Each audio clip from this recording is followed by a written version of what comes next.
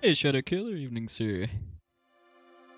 You had yourself a nice Thanksgiving weekend?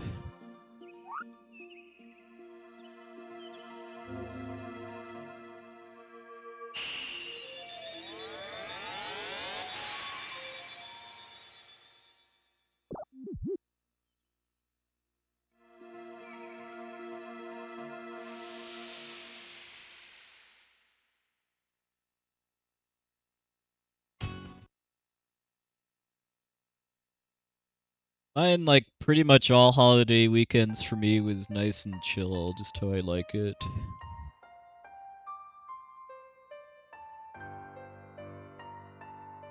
My family holiday stuff tends to be pretty low-key.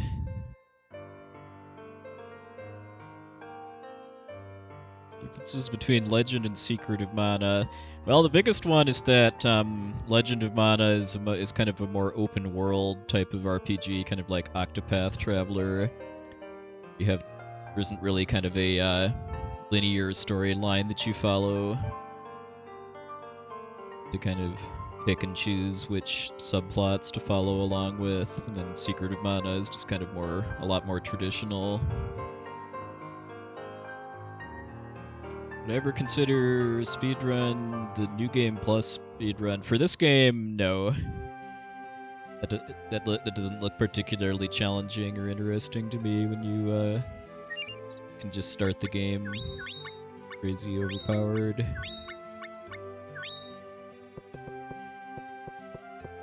Hey, some dude.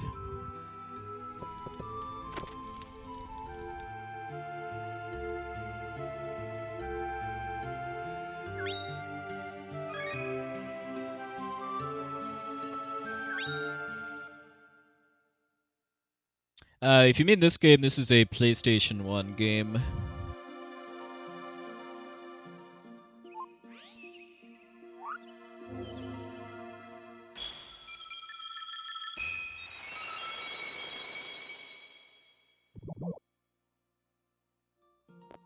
Secret of Mana and then Trials of Mana, as it's now known, were SNES games, though.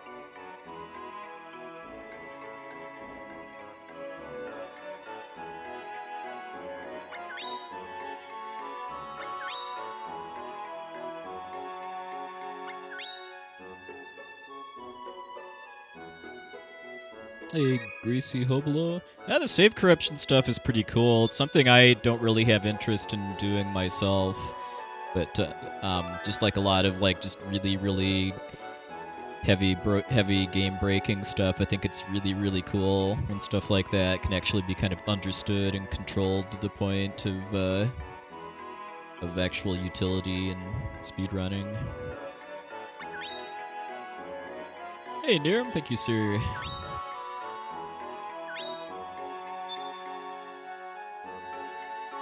Hopefully F. Coughlin doesn't sue you for trademark infringement, though.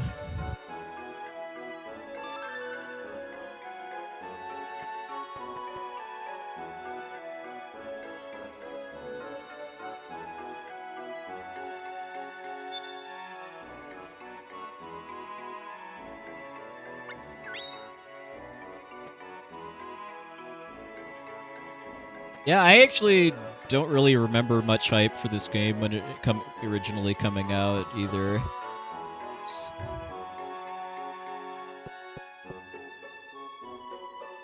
I remember renting it from like Hollywood Video or something, but I didn't actually finish it until Be like 2000, 2006 or so.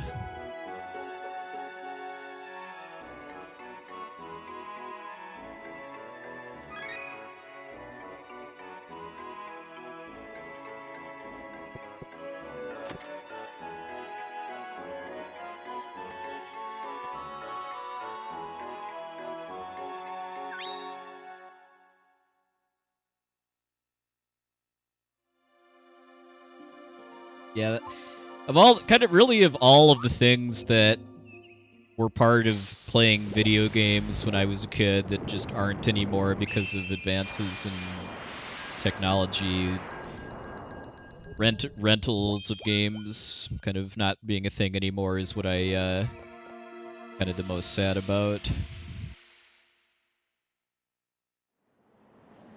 There's absolutely no way that I would have played as many platformer type games as I did as a kid if rentals weren't a thing.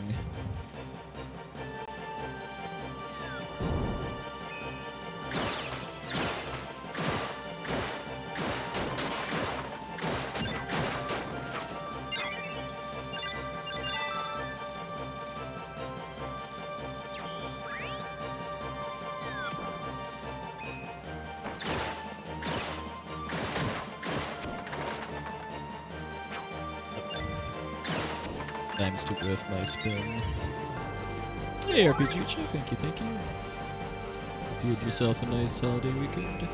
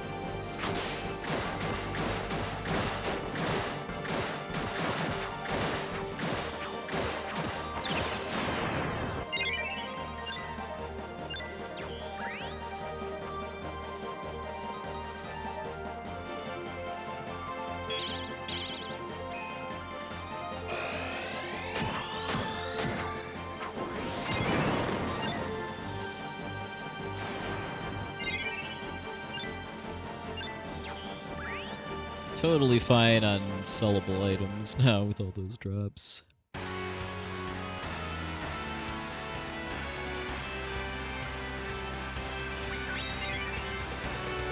Ah, Piccolo almost got the candy, but not quite.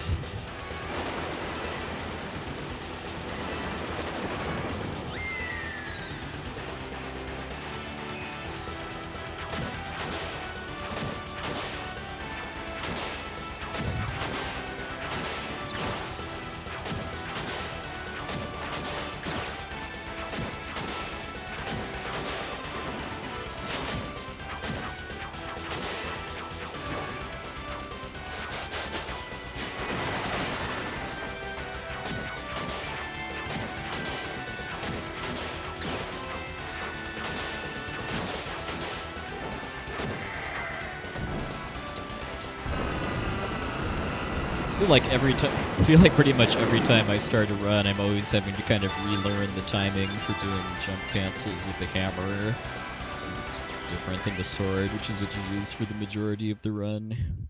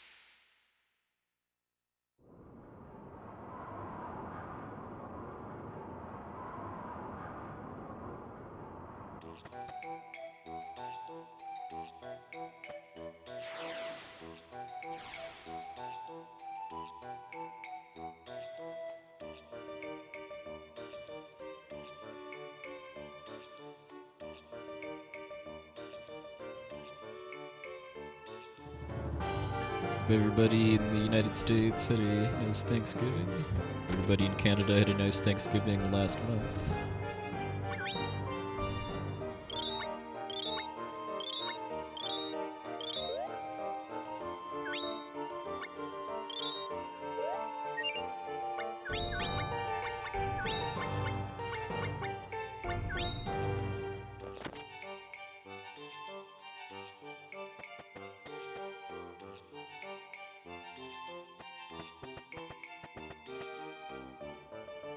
Hey, Electrofunk, thank you, thank you.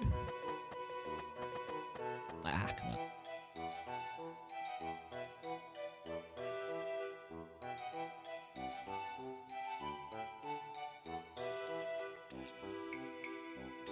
Despite this quest being mostly just text mashing and movement, some of the movement I think is a little bit finicky.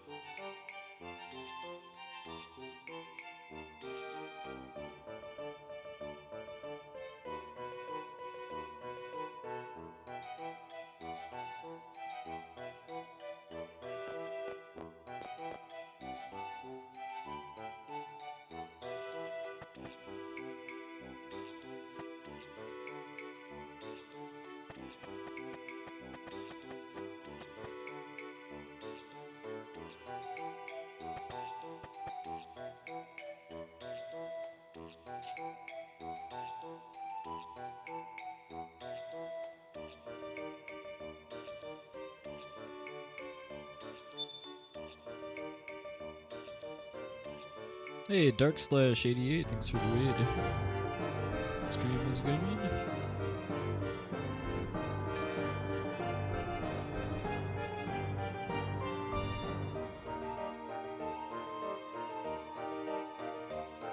Hey, LSL, welcome in. Hope you had yourself a nice week.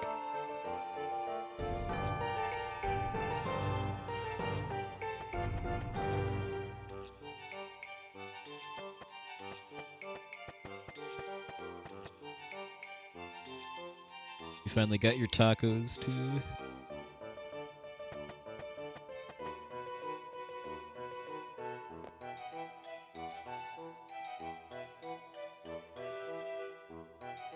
That's what I like to hear.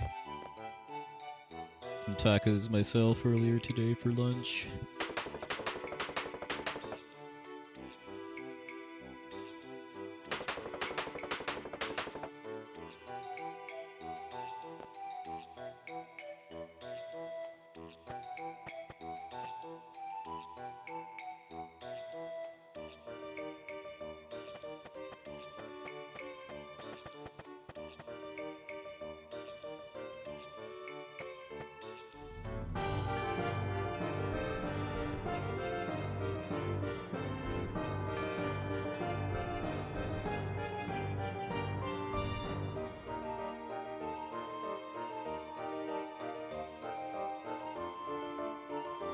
Hey, DeFatFat, welcome in. Yeah, never having played Beyond Chaos myself, I still instinctively read BC either as backwards compatibility or as referring to years old over 2021 years ago.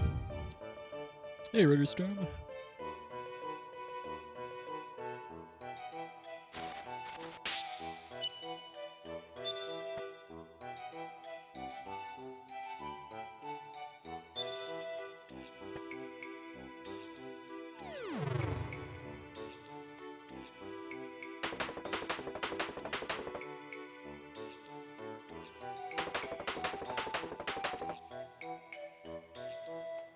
Hey, Deep Sweet, thank you.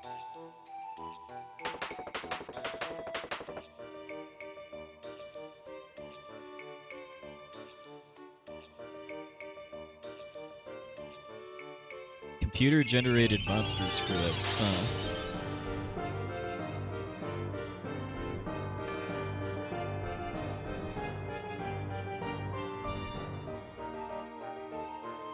Are there any like limits to what can go into those scripts, or can you have like leaf bunnies use Goner on you or stuff? Hey Peanut, thank you, thank you. Thanks, Ghoulishes. Hey Miria.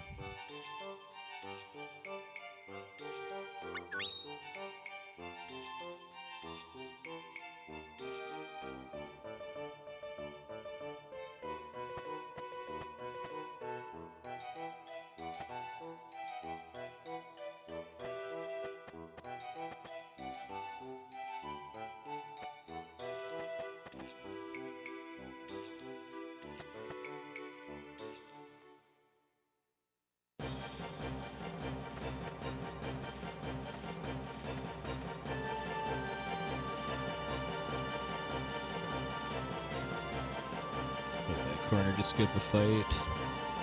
The kind of thing I do wish this run had more of is like stuff like in the Chrono Trigger speedrun where you just have like technical bits of movement in order to dodge fight triggers.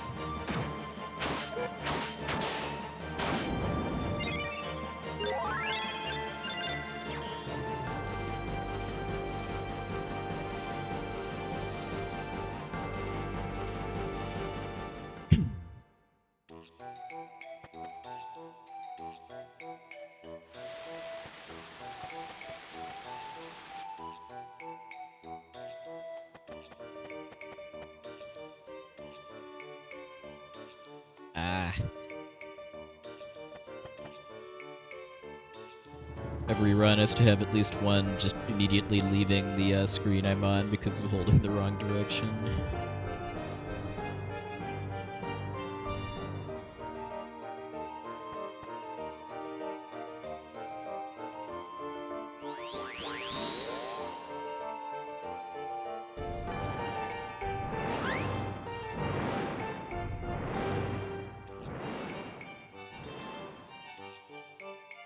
Yeah, I've been playing the new translation of the T edition hack of FF6 this past weekend, and it's a lot of fun.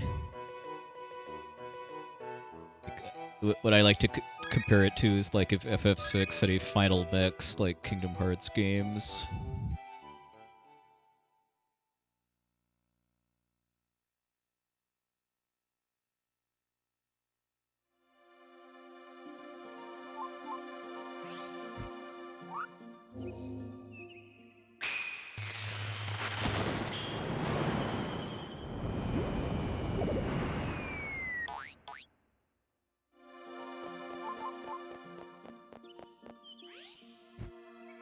The tech I learned too is that you can move your hand cursor while you're walking around the overworld, and some micro optimizations that way.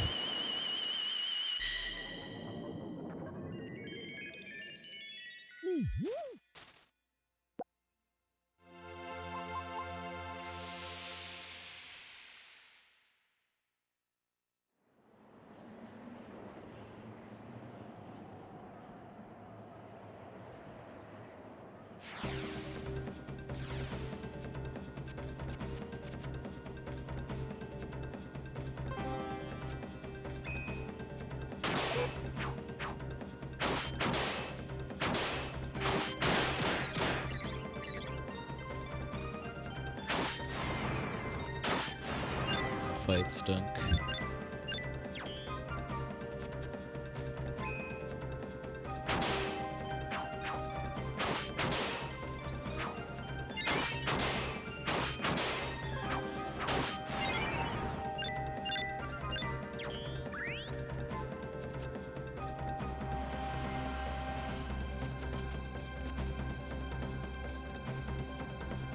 Been a really kind of fun and novel experience too to just play the game with the GBA translation too, which is what most of the T edition translation is based on.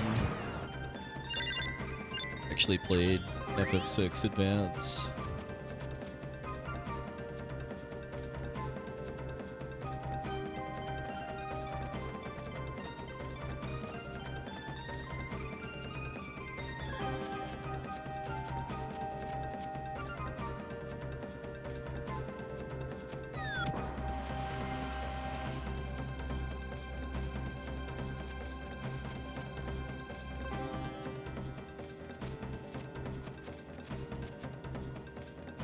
Well, yes and no. I'll be vague like that just to avoid spoiling anybody that cares.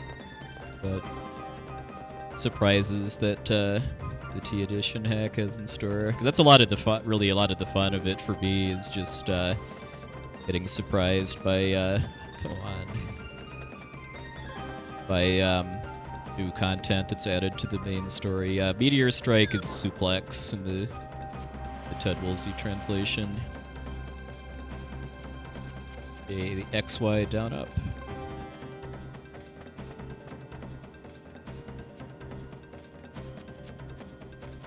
Yeah, the fact that the translations are since it's largely based on the GBA script, most of the translations are more faithful to the original Japanese SNES version too. Which I've speedrun, but still takes getting used to the translation differences.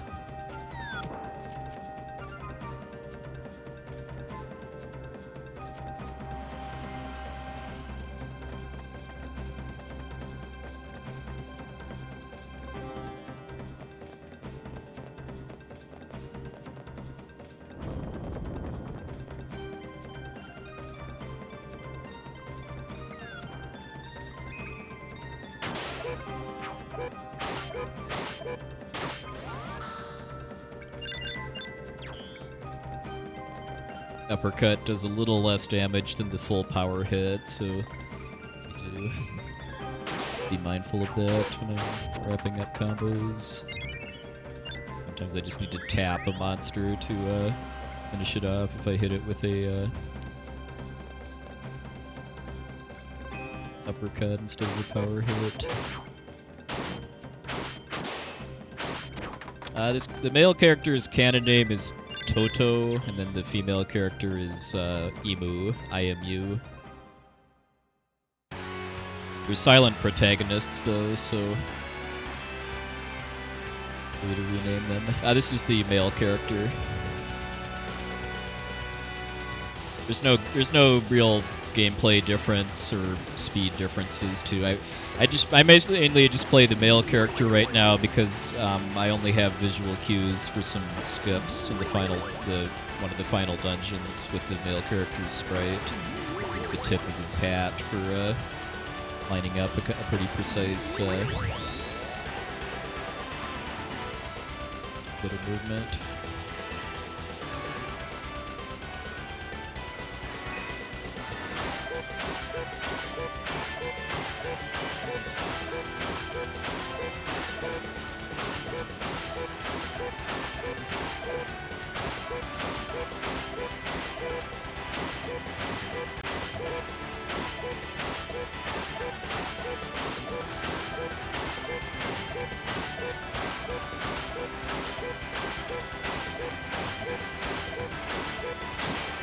Okay, I dropped the combo like twice, but didn't get punished. Yep, the song is called Pain the Universe. It's one of the most commonly used boss tracks in this game. Yeah, that was a pretty good fight, despite dropping the combo twice. It actually worked out to my advantage the first time, too, because she charged forward. Got closer in range. And the second time, she didn't actually do anything bad because I missed.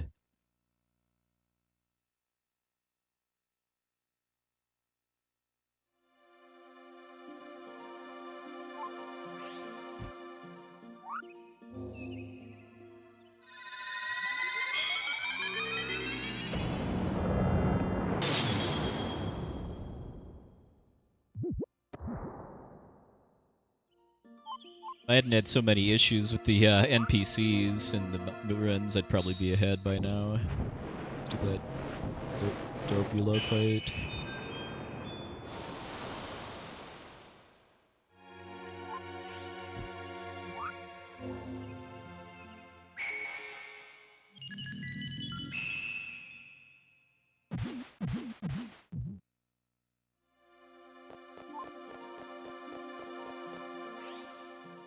Moving my hand cursor while my character is walking just to micro-optimize the map.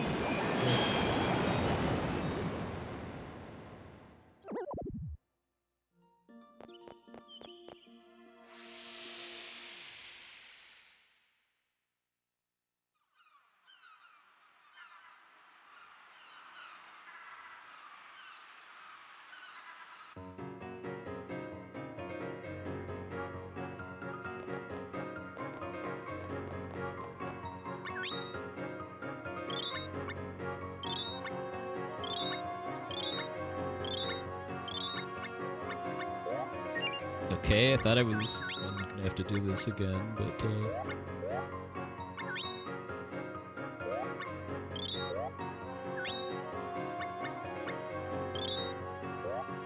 as far as de-equipping and selling my sword.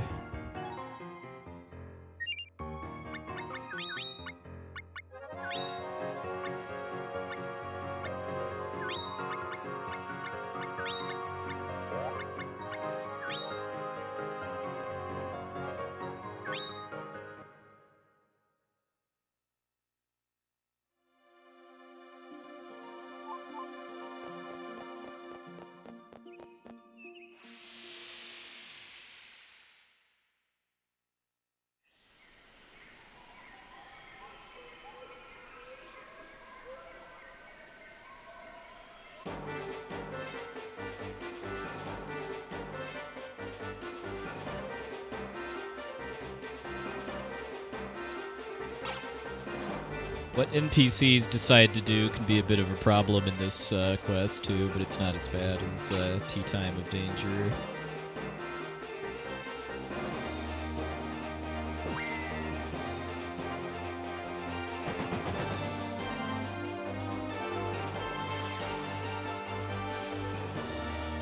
Yeah, especially if Skippy likes to run into loading zones. That's probably my least favorite thing that he does.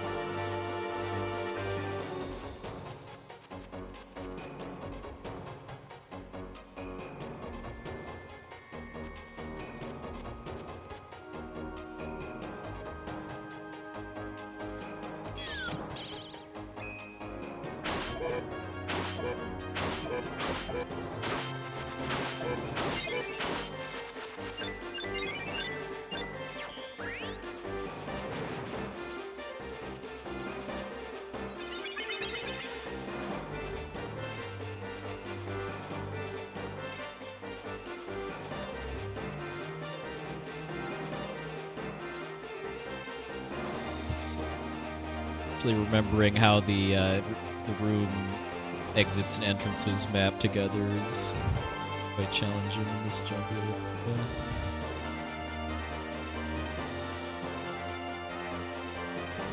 You leave one screen going east and then enter the next one coming from the south. It's just so bizarre.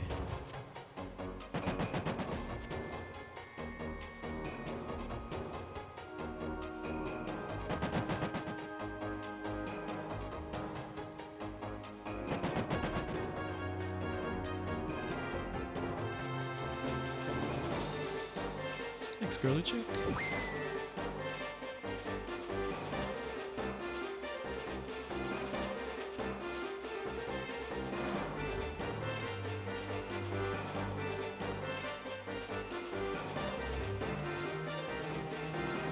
Entering an area I'm not supposed to be in quite yet, which kicks me back to the start and saves a bit of time.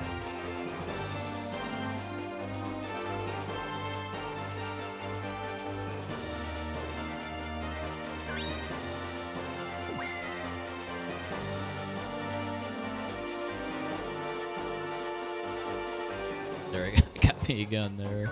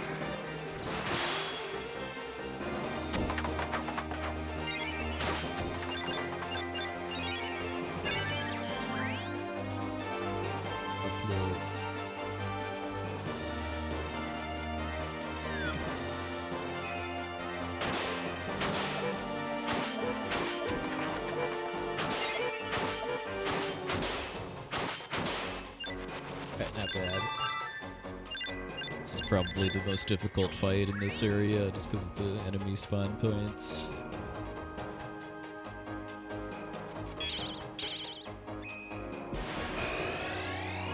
And that you can't use the spin attack now because you don't have it equipped. Counter-Strike skill instead.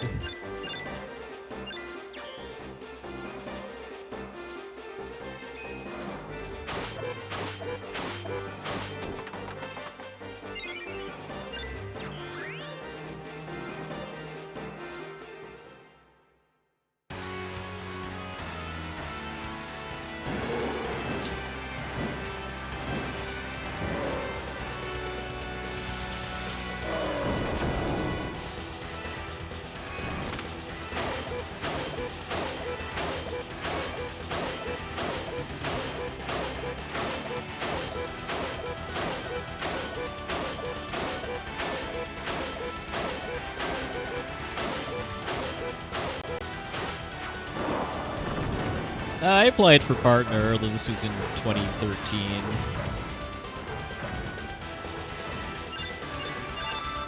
I was actually back before being a partner meant you had a subscribe button. Getting a subscribe button required not only being a partner, but having like 500 average viewers or something like that.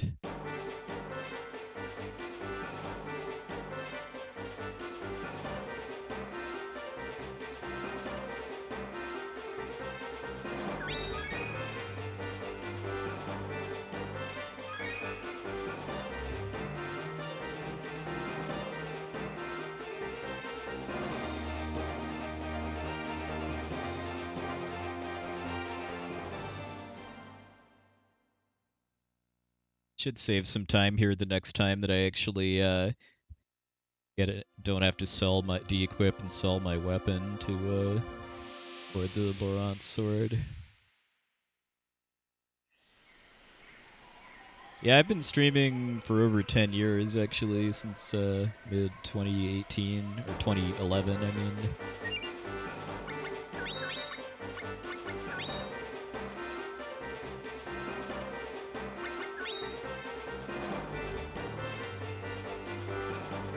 My first streams were actually on a different platform called Ustream. It's what most speedrunners that were getting into streaming were using.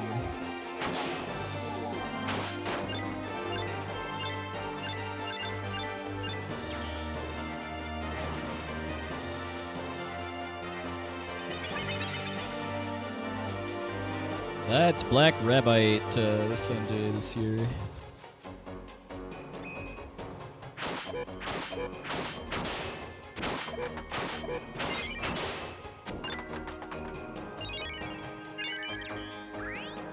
Yeah, shoutouts to remembering Black Materia Friday weekend though. It's quite a while ago. Back when I was actually running Final Fantasy VII.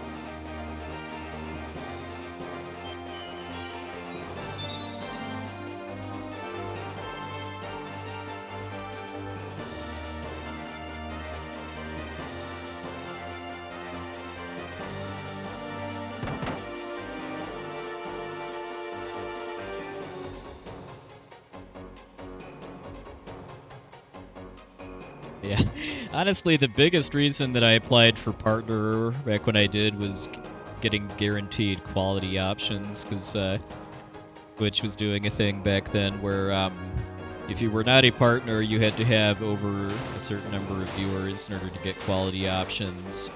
Those would get turned in once you exceeded that, but doing so would break your VOD, basically, because it would be technically restarting your stream.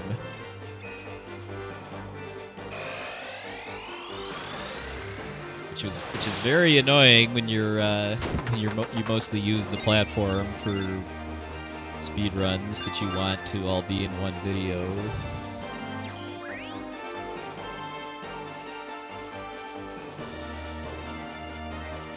2015, I want to say, was when I picked up Final Fantasy IV.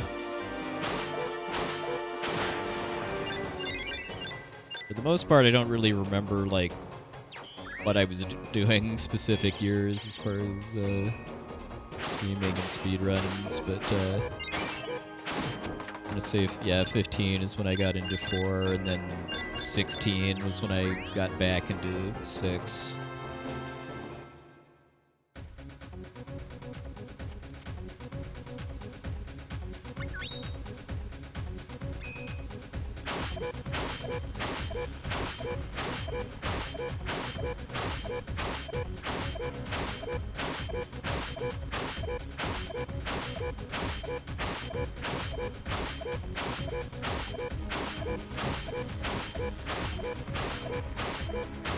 Nice. Didn't drop the combo at all that time.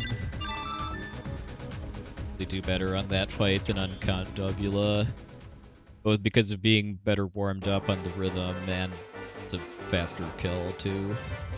I feel like it's less than half the number of hits for Monk Masters for Condobula.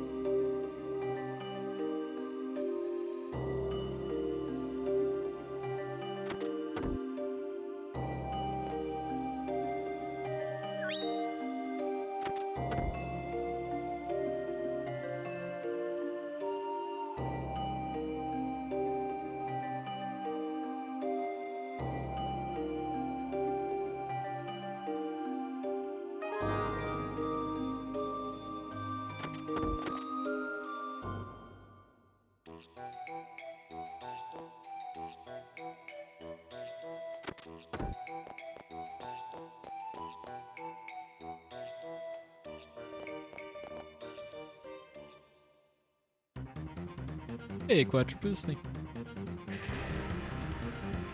So have a nice weekend.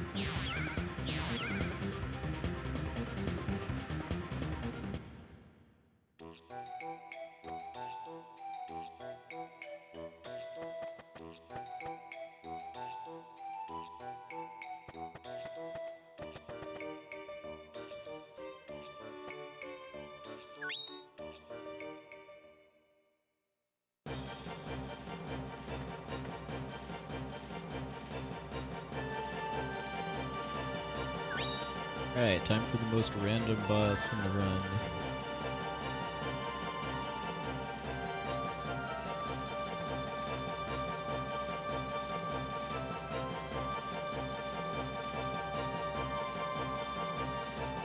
Remember it going particularly great in my PB. I'm liking it a lot. I was kind of going in expecting just a pretty chill run through a really gorgeous looking and sounding game, but I've been pleasantly surprised with how technical the combat is.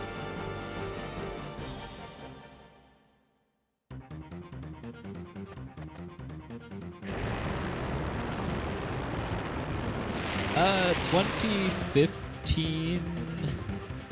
I would have done, I think I did Final Fantasy VII glitched PC for AGDQ, and then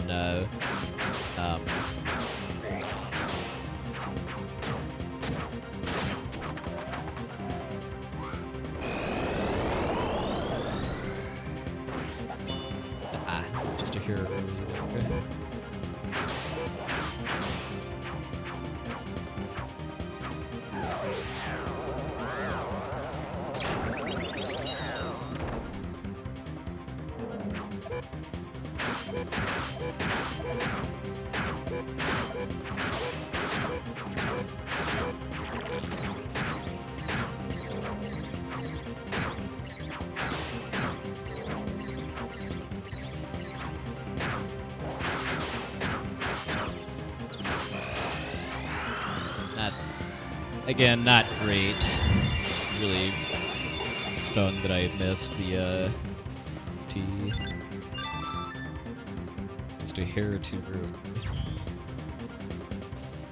Oh, I mean, I ran something for SGDQ every year up through 2019. I'm trying to remember what I did in 2015. Oh, Chrono Trigger. That's right. I did co-op Chrono Trigger with Essentia.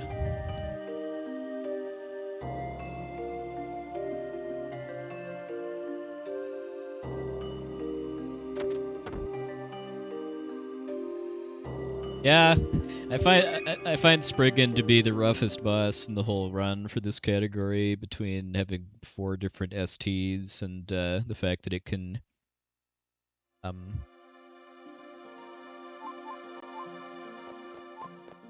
do them before you have your own.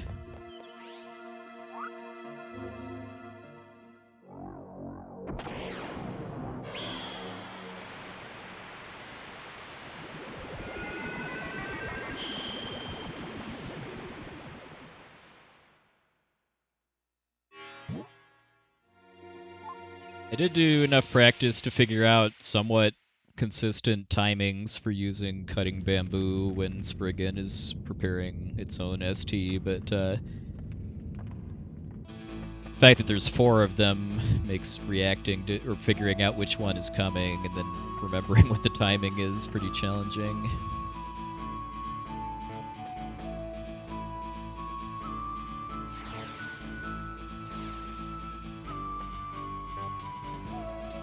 Yeah, I don't think Boreal Hound is quite as bad. Yeah, both because of the blind spot and also only having 2 STs at least that it'll use at near the start of the fight, and because there's an actual dungeon leading up to it, you will always have your own ST ready to go going into the Boreal Hound fight.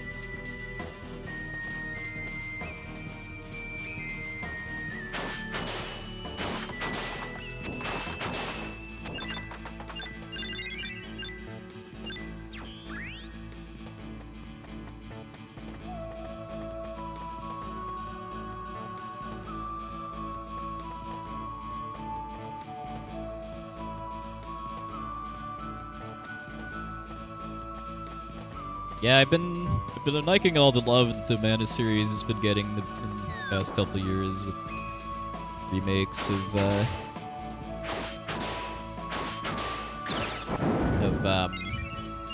well, pretty much all of the games that are good. I would love to see a new original Mana game come out at some point. All right, Mr. Ghosty, no getting the snowman this time.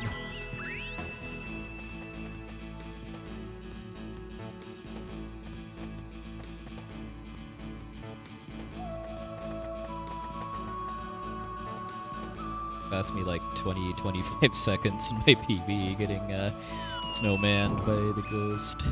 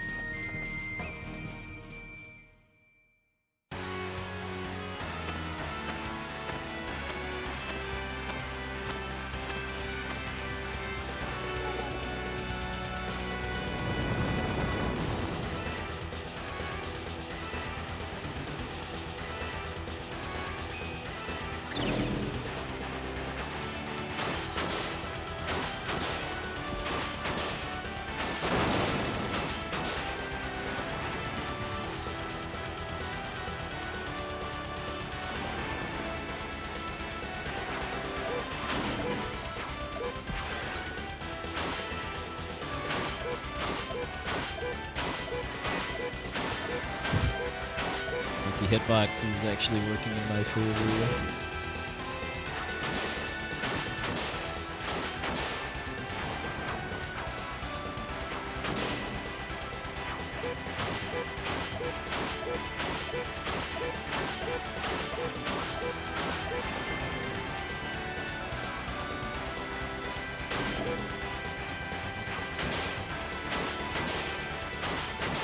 Nice.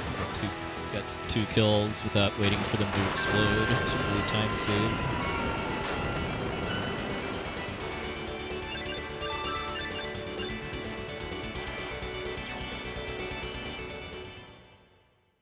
Felt like a pretty clean Laban fight overall, actually.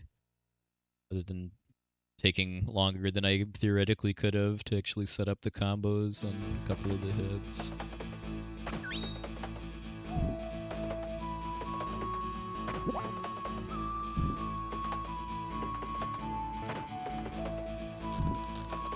I wish the collection of mana was on more than just the Switch.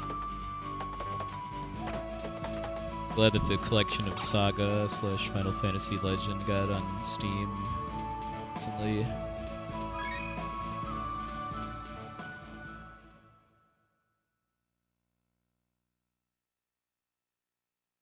Oh, nice, get cooped.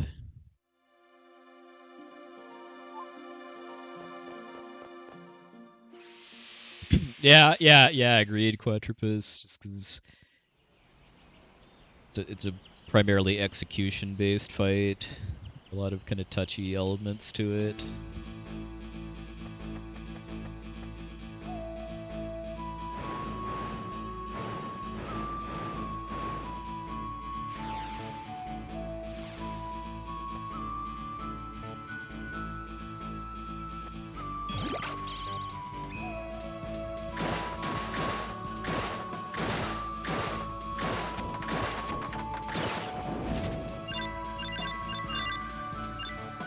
Fish didn't want to play ball, apparently.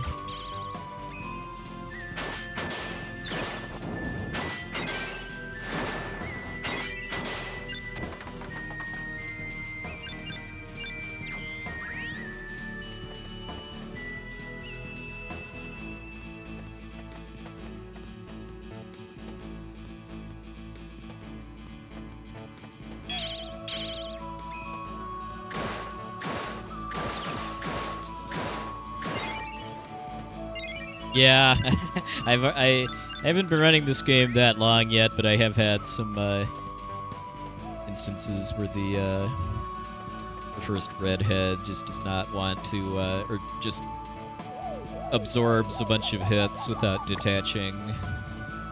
I assume that's just happening because it's committing to a spell and the game won't let you interrupt it.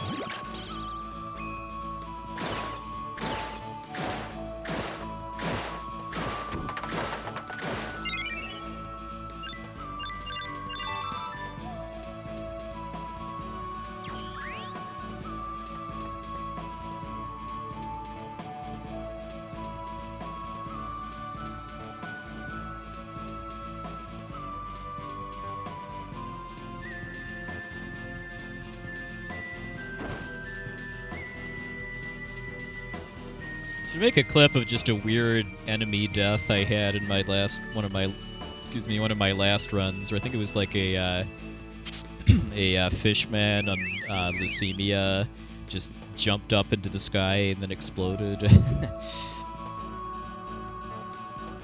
Didn't like interfere with my run or anything, but it was just really weird.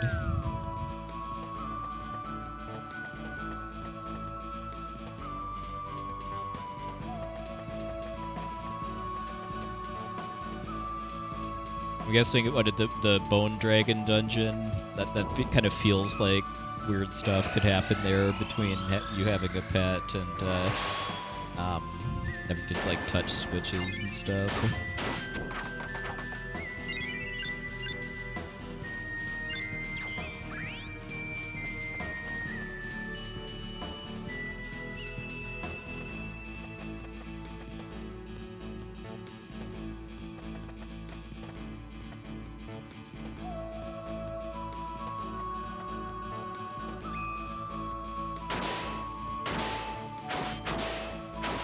Nice. Nice yak fight.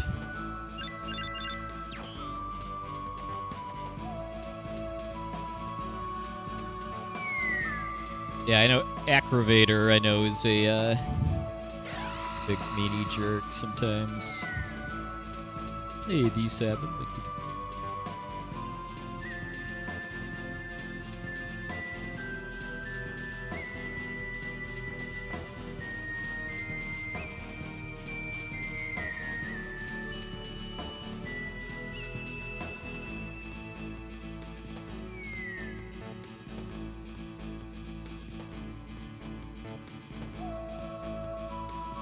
Is that a Final Fantasy III US box art? Final Fantasy III for SNES.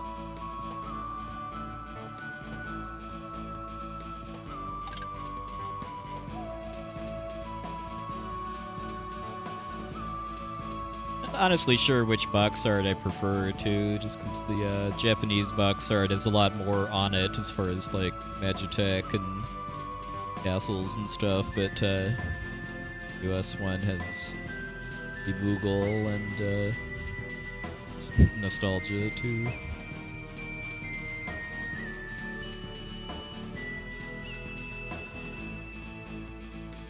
Yeah, Wild Goose. This game's whole soundtrack is top notch. I like to say this is one of, if not the most gorgeous looking and sounding games in the PS1.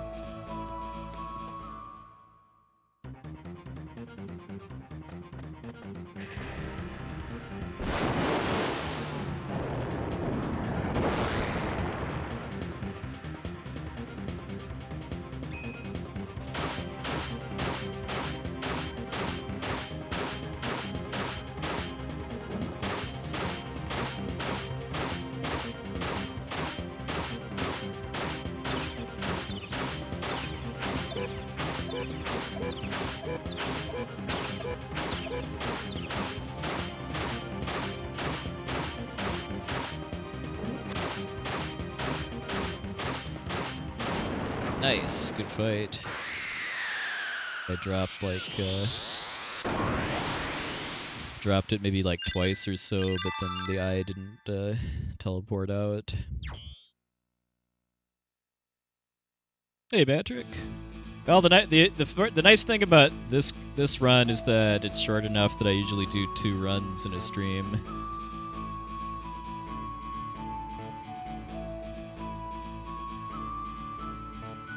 Doing this one and starting up another one. Hey, Corporate Image, thank you very much for the raid. Stream was a good one.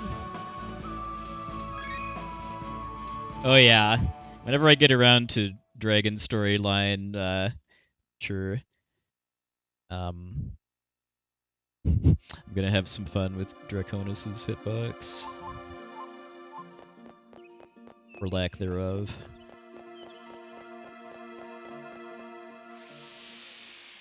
I feel like I largely owe that gold split to the boss fight, just because that was the first time I actually really nailed the Gorgon Eye fight in a run.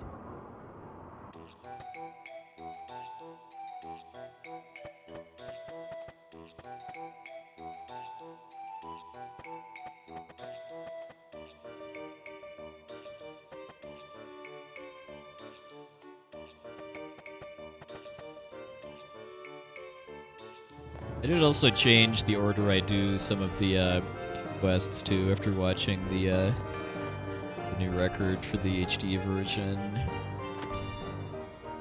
As Mind Your Own Business earlier.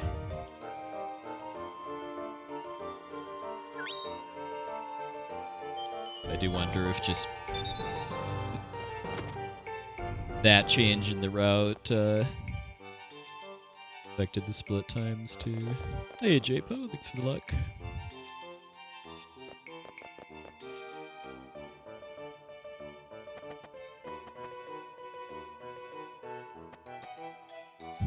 Sometimes I forget that that screen exists, and I think I'm in this one where I go down and right.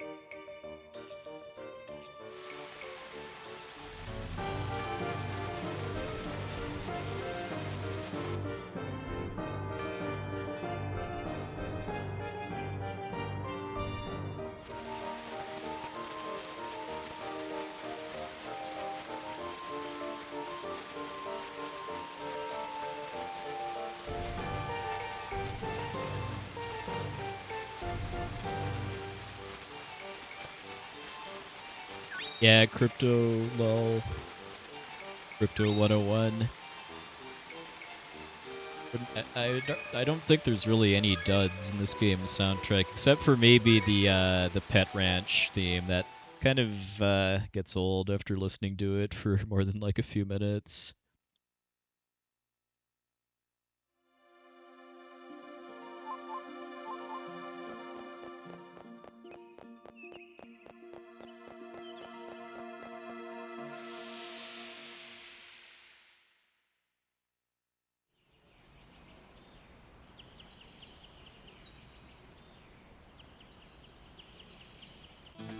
The theme for the Pet Ranch is also just very, very short and repetitive too.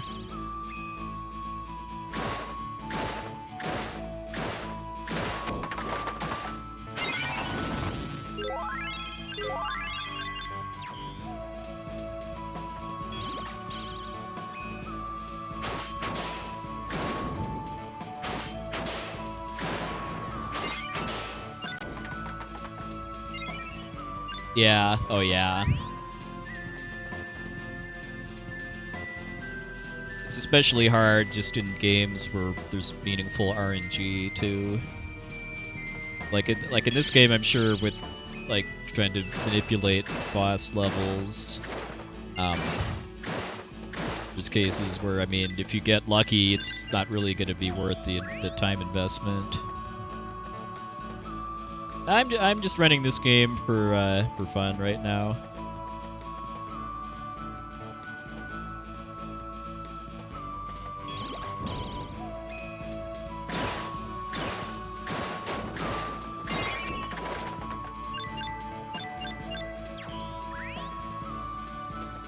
If I get good enough, I might submit it to some kind of marathon eventually, but I don't have any immediate plans.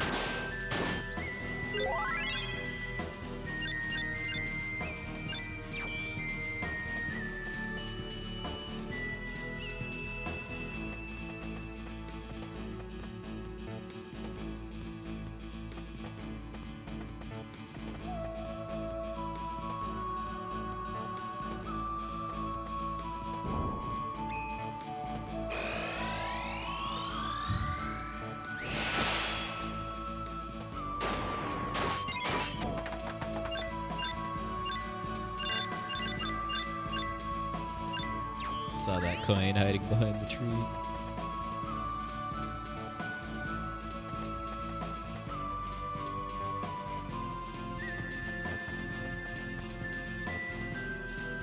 Alright, Yak, round 2, fight.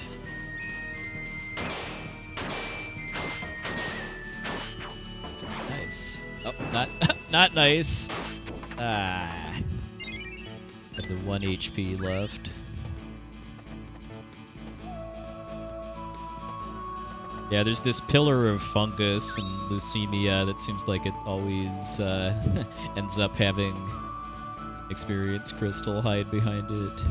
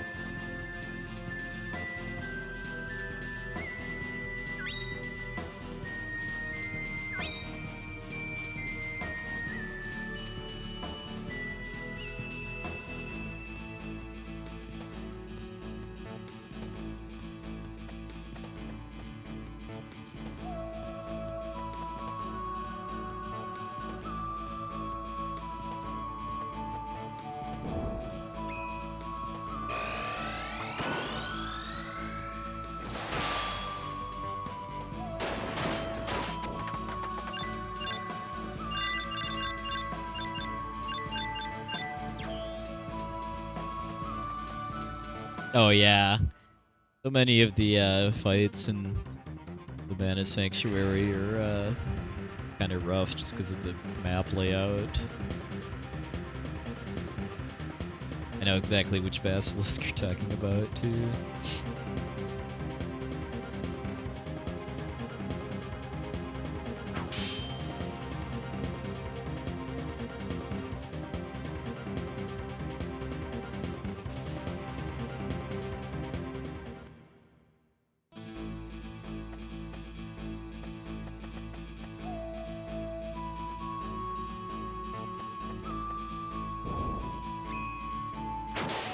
Now, this game came out 1 year after Parasite Eve. It's on the same system, made by the same company, and the soundtrack is by the same woman, Yoko Shimomura. The track we were hearing during that last cutscene, too, reminds me a lot of the boss theme from Parasite Eve. Hey, Philip Jeffries, thanks for luck. Alright, second most random boss of the run. Ow!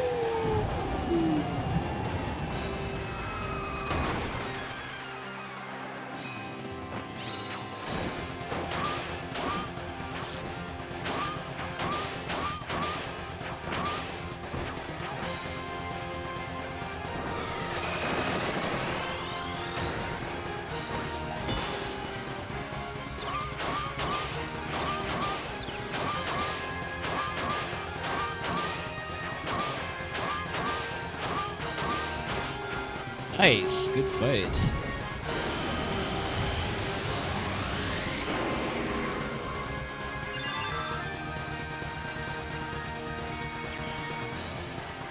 Usually how pretty much all of my good Boreal Hound fights go.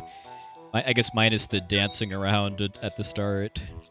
I get some hits, it does an ST, which I counter with my own, and then I kill it before it really does anything else. Yeah, I've always got, it's felt to me like Boreal Hound is a boss that should have been in the Snowfield area, but the developers put so much work into the sprite work and design of the fight that they didn't want to put it in an area that you don't actually have to visit as part of any of the major storylines. So they just randomly stuck it into this mission in the Faerie storyline, so that you have to fight it. Well, not to beat the game, but to do all major storylines at least.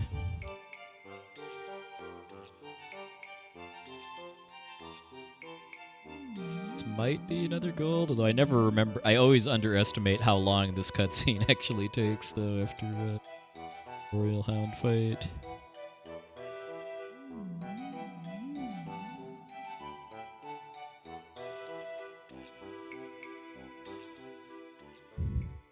This is gonna be a gold.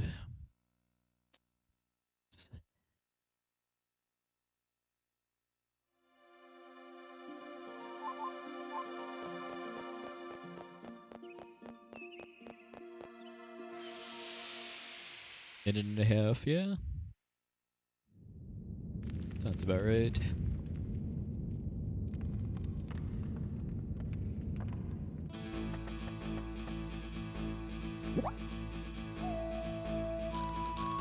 Surprised me if I actually lose a little time here because of the route change. The fact that I had to walk across the overworld to get here instead of just re-entering after mind your own business. Hey, Faizu, morning, sir. Thank you, thank you.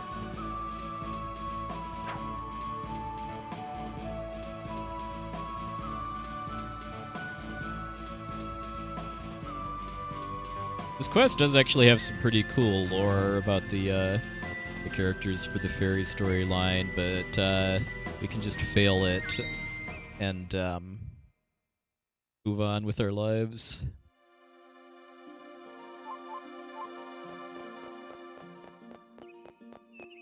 Pretty sure that 5 seconds is mostly just from the overworld movement.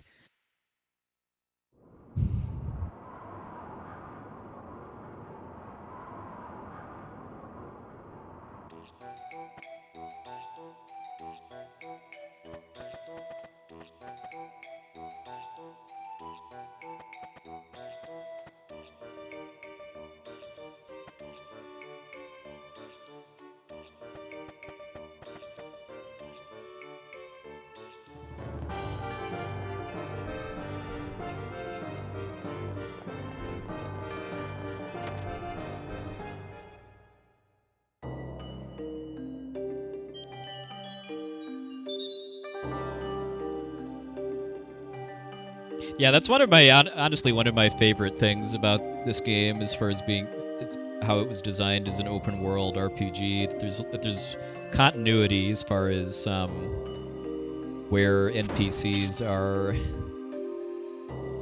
that all of them have pretty unique visual designs for their sprites and face portraits, and none of them are like truly throwaways, because pretty much all of them, at least that have names, show up in at least one event, or at least 2 events. And yeah, I know that matters a lot more, like especially in Jumi storyline, as far as where NPCs are on given days of the week.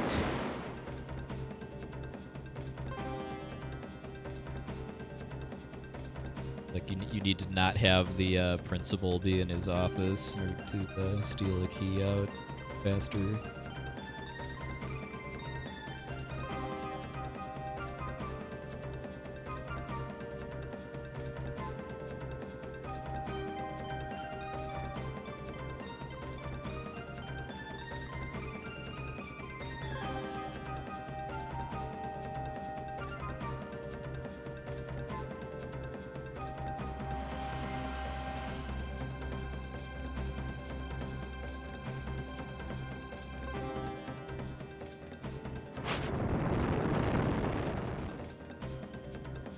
Definitely a bigger fan of redoing this place than redoing Lake Kilma.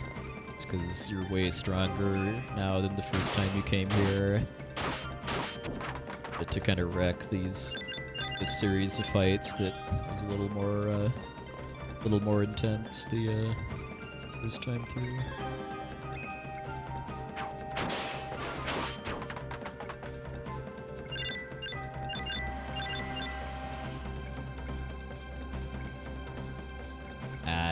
There was probably there had to have been something behind the foreground there.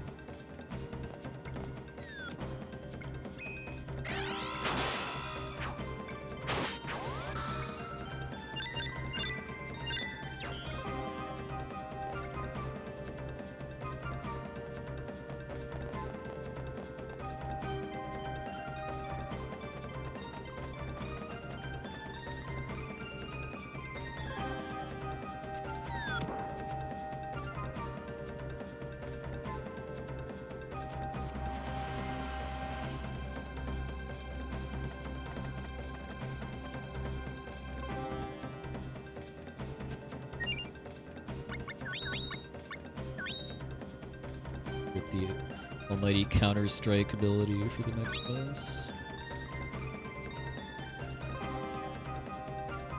Messed up, actually. I was supposed to equip that on the circle button instead of the triangle button with the route change.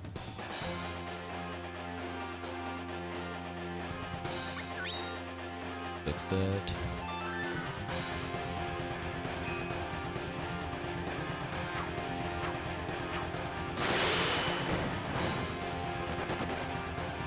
I've done 2 kind of casual runs on the HD version on my PS4, and both times Dana did not start the fight with a ST. It's like literally every run she's always opened with an ST in the PS1 version. But the only like somewhat major difference I've noticed is for her storyline.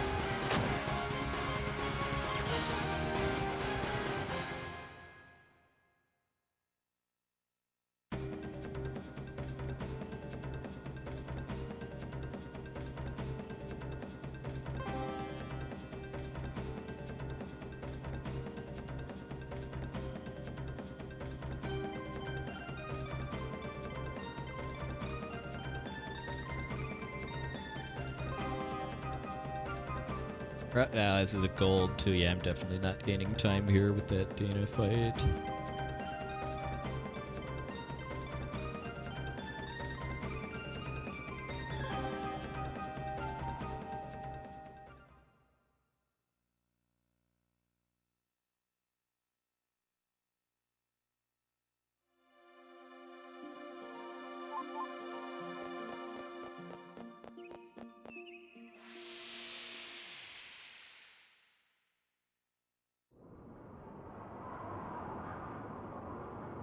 Not like the sole reason for doing Jumi's storyline before Faerie actually was just because of Sotheby.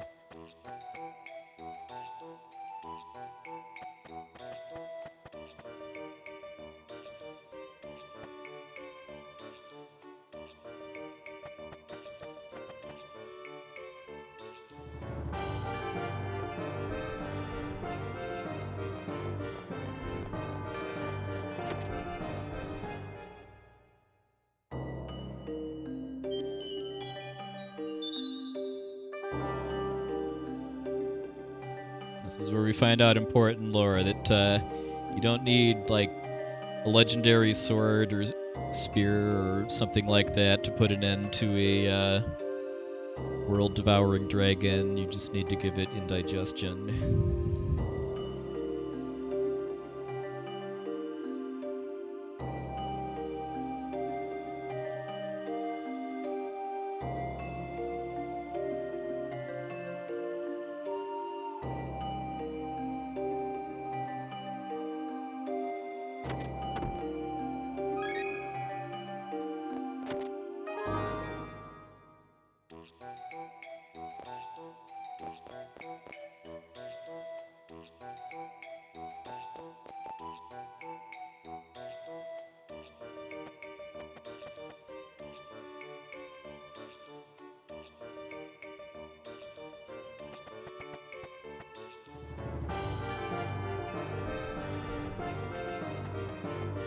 I have to say though that Sotheby is one of the reasons I'm glad that they didn't add voice acting to the HD version.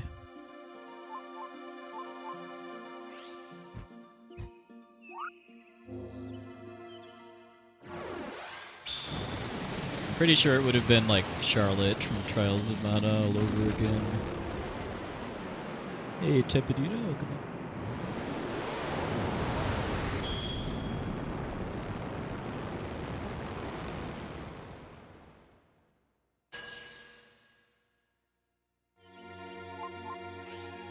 Yeah, Charlotte's voice acting really didn't bother me that much, but it seemed to bother a lot of other people a great deal. And if the voice actress that did the part had kind of done the part kind of like the subtitles implied, that would have been a different story, but the accent she gave the character didn't really bother me personally. Yeah, exactly, Rootballa. The lisp is way, way stronger in the subtitles than in the actual voice acting.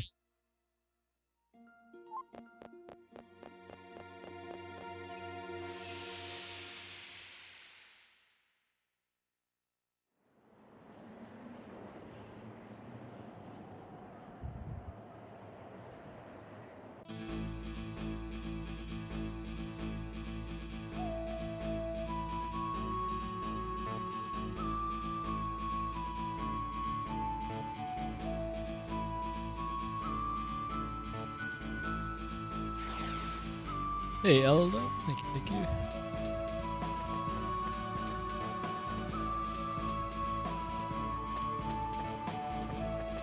Well, yeah, I mean, making like full game commitments in long RPGs can be stressful, and every land placement in this game is a commitment.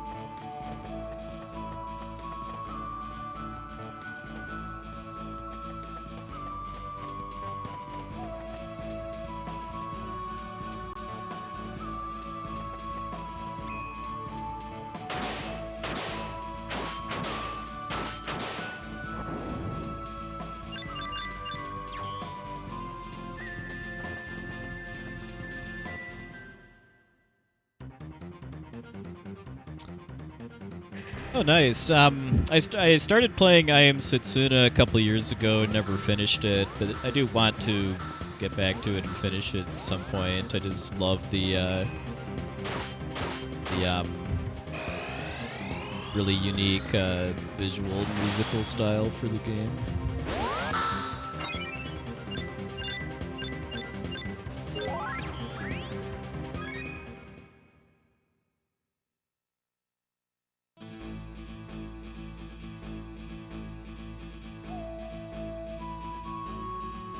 I know it tried to sell itself as being kind of a Chrono Trigger spiritual successor, but I tried not to compare it too much to Chrono Trigger.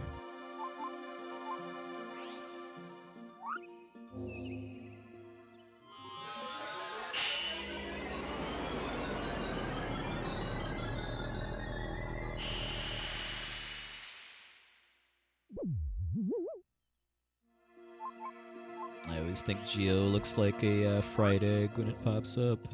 Before it pops up.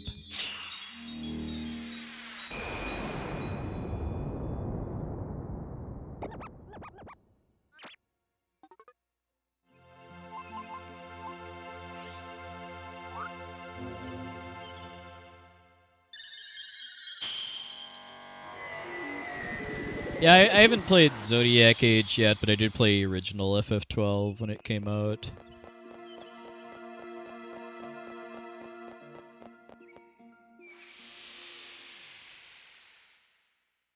Zodiac Age gives you a lot more, like, character build freedoms and stuff, too, which sound pretty interesting.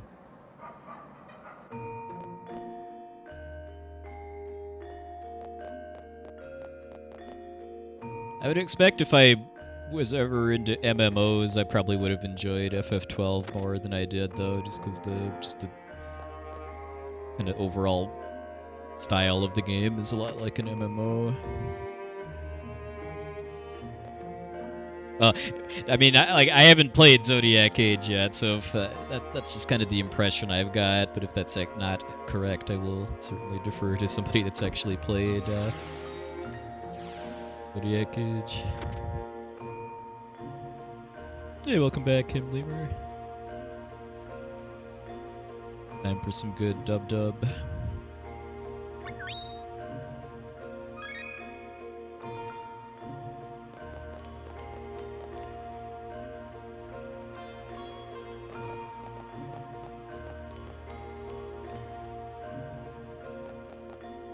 I was out grocery shopping a few weeks ago and then saw a license plate that had GAK at the end of it, and that gave me a chuckle.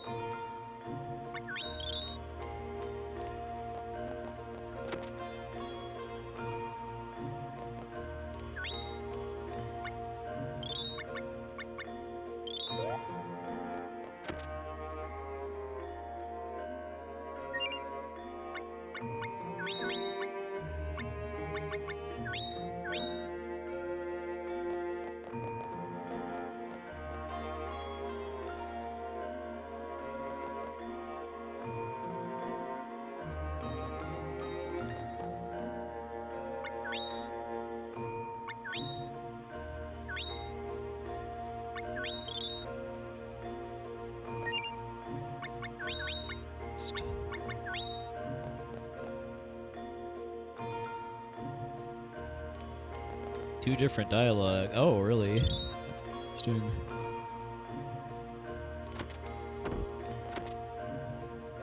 Yeah, when I played the HD version, after that came out, I did actually translate the Dudbear dialogue just so that I could say I'd done it once. I remember, like, at least two of the conversations involve you being asked if you are a Dudbear or not. Okay, so you could actually do the same buts for the first and third bear then. Obviously the 1 is faster than 2 because you can just mash it.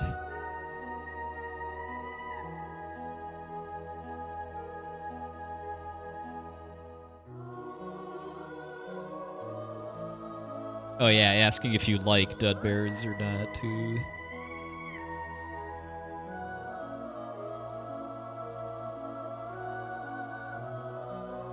Yeah, I think the main question where you have to answer no to is, are you a Dudbear?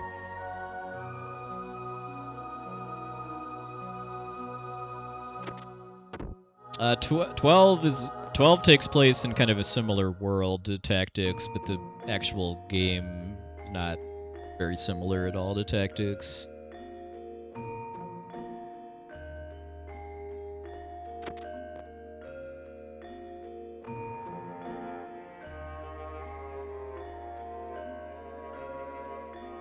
Similarities, I think, in the world at least, are stronger in the remake of Tactics War of the Lions, just because it's translated a lot better than the PS1 version.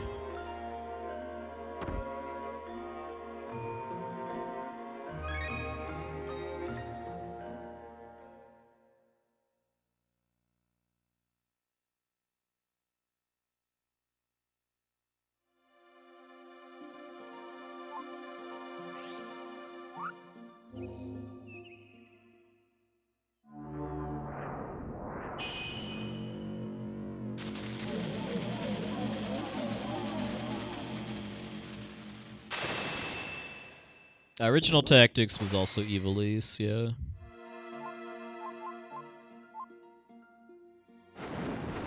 Alright, hype Leucemia music incoming.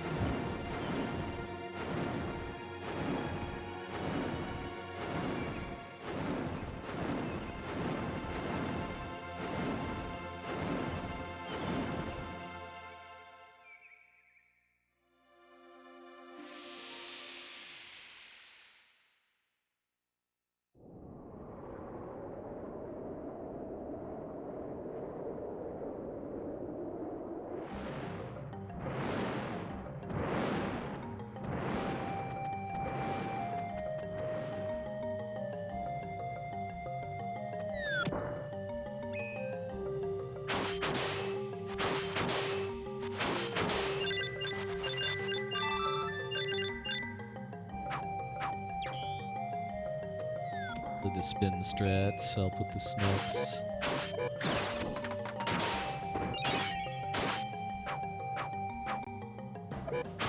Okay, apparently the pretty easy bird wrecked me that time instead of the snack.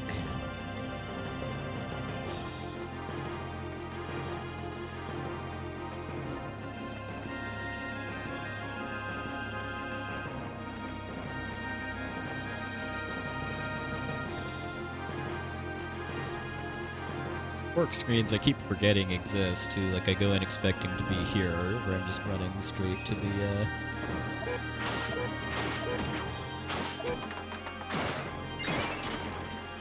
straight to the right, but no, it's the fork screen. Forget about the second one pretty often too.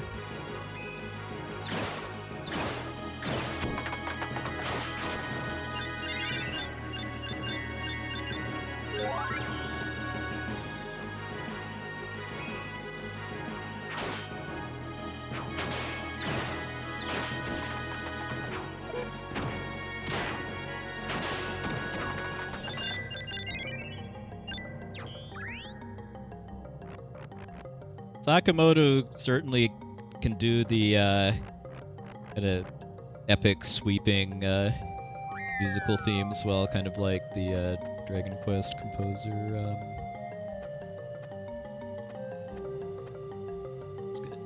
I've decided I'm just going to make one attempt at the first Selva skip, and if I don't have a good position, I'm just going to talk to her and get it over with. It's only 6 seconds to actually get the skip, so I don't think it's really worth multiple attempts.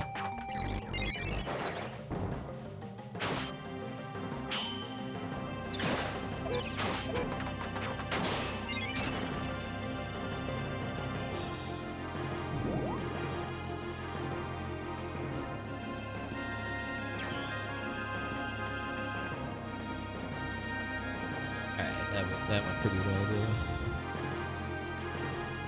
Skipped a fight by abusing the fact that there's 2 battle triggers that or 2 battle zones that overlap each other. Yeah, I know.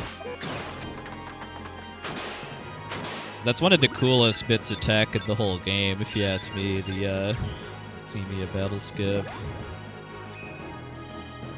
Especially given that you're intentionally soft locking the game, but then flipping through a NPC object in order to get out of it.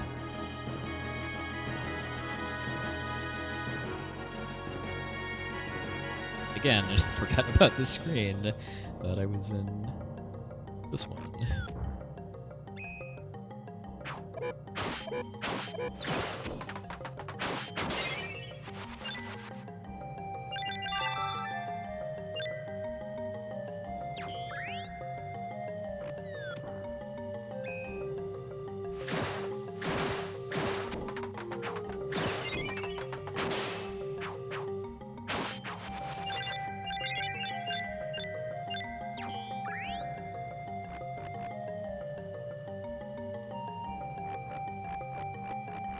Yeah, I mean the art style for this game is just so gorgeous. I mean they were pretty clearly going for just kind of a dreamy kind of fairy tale art style, and I think they definitely nailed it.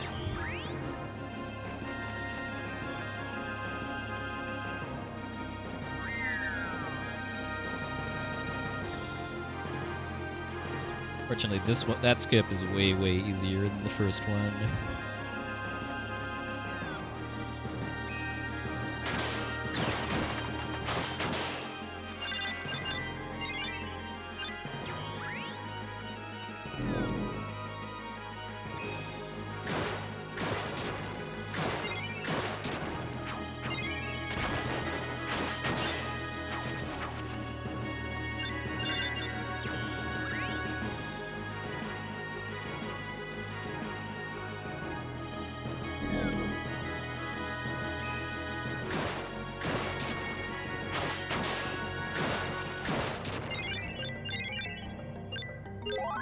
So I'm definitely, one of the reasons I'm definitely glad that they just did a HD remaster of this game instead of doing a full remake like they did for Trials of Mana. I don't know if they realistically could have captured the unique kind of really great things about this game in if they were going to make it 3D.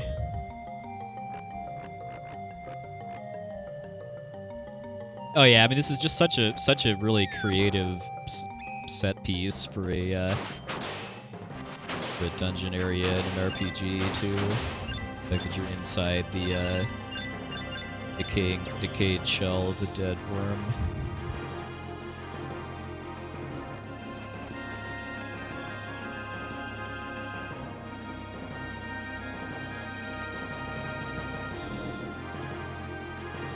There's some finer details that are a lot easier to see in the HD remaster too. Like when you're inside the shell, the fact that you can still see the sky kind of bobbing up and down through the holes in the shell too. It's kind of a finer detail that I didn't notice. Seeing the background in HD.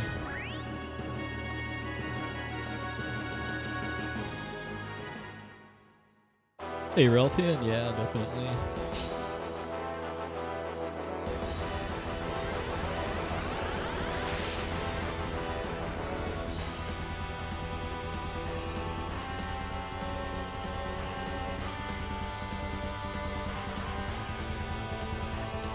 Alright, please jump forward and then jump into my sword.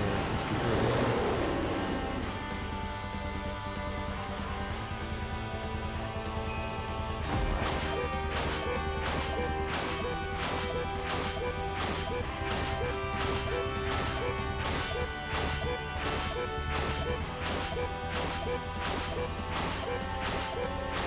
Nice.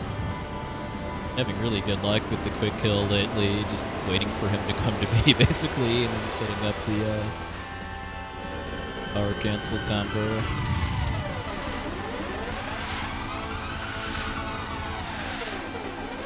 Yeah, you do not want to fail that quick kill, because if Erwin actually gets going, even though he has some really cool special attacks, they have very long animations, and then you have to deal with figuring out where his hitbox is, too.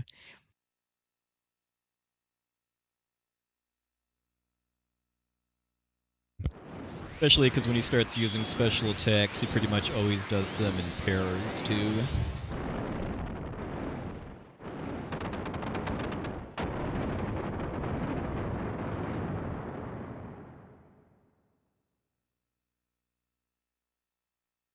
Yeah, I mean, I do intentionally do the power cancels rhythm a little slower on Erwin than on, like, Duvula or Punk Master too, just because I know the penalty for failure is way stiffer if Erwin breaks out of the stun lock.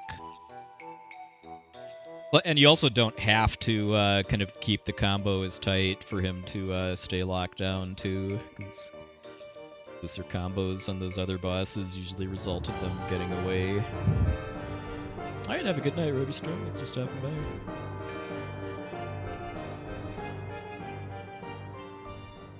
I get a nice 5-minute break. Yeah, I just finished, people not familiar with the game, I just finished the Faerie storyline, which is one of the 3 major storylines. In order to actually beat the game, you have to place 18 artifacts on the world map and then finish one of the major storylines. And then after finishing a major storyline, you get a 5-minute cutscene with dialogue auto-advancing. Little break.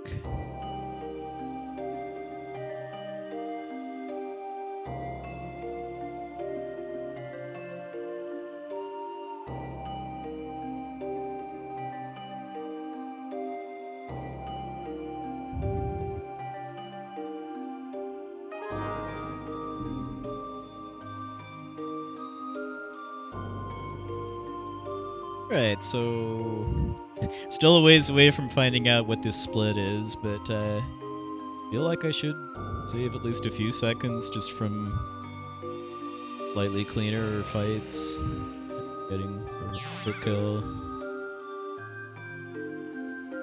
The spin tech on the normal encounters definitely helps.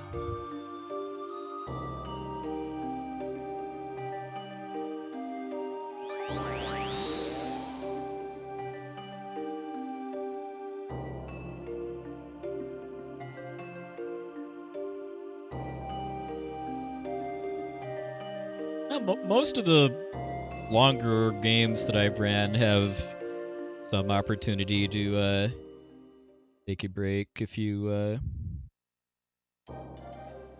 need it. Like Final Fantasy VI is pretty nice, and that literally every 2 hours is a break if you need it. Take a break during the opera and then during the end of the world. Final Fantasy VII, at least when I used to run it, had some nice breaks too, like the FMVs when you go to Rocket Town for the first time. I think we're, about 3.5, 4 hours into the run. Probably, it was closer to 4 back when I used to run it. That was a nice, like, 2+ minute long break.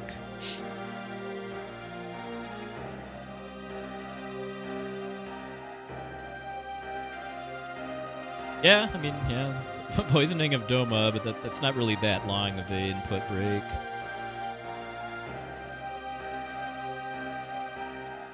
If I needed to take a break, I would wait for the opera. Hey, Holgren, welcome.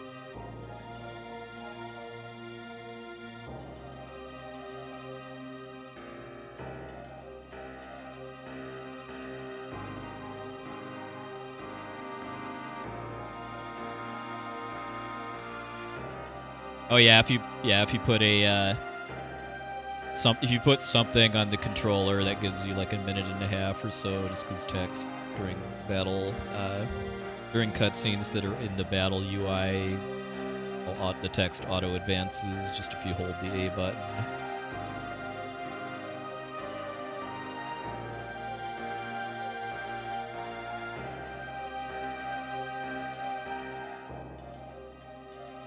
Mic stand, nice.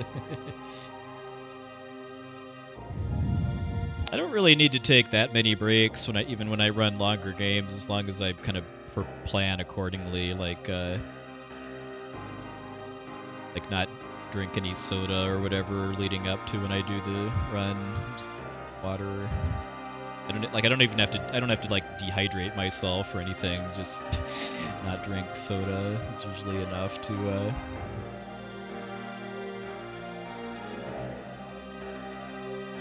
I don't really need that many breaks. 1 second gold. Oh no. Okay, I guess that that first bird fight must have cost me more than I thought. Ooh. Just have to gold it next time.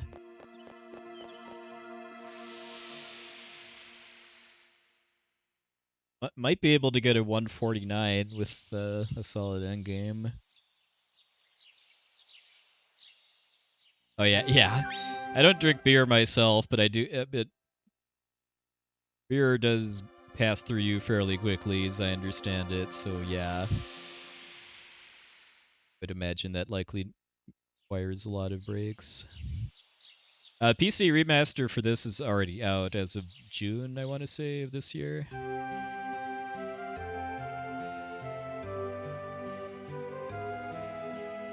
If anybody hasn't played this game and it looks interesting, I would definitely recommend getting the HD remaster, which is on PC, PS4, and Switch, I believe. I played it on PS4 myself. There's a couple things about the remaster that I think could have been better, but there's really nothing that I would say is worse than the original game.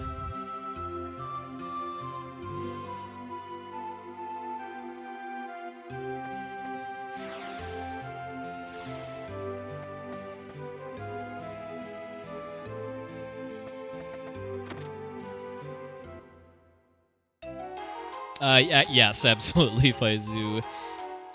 Or there's a pretty nice 100% guide at legendofmana.info as well. At least as far as like doing all the quests in the game. You can never permanently lock yourself out of any of the 3 major storylines or beating the game, but it's pretty easy to not get 100% doing it without a guide, which is very unfortunate.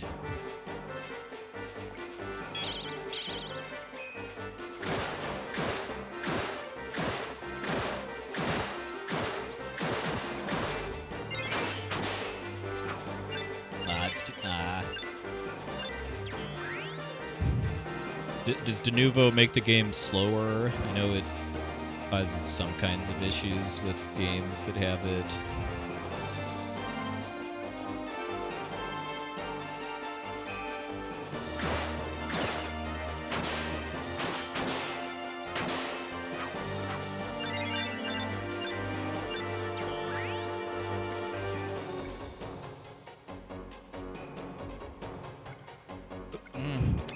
Did it again. One of my practice sessions before this, I forgot to menu before this fight. Oh well, at least with having spin on, it's way less punishing to forget the menu.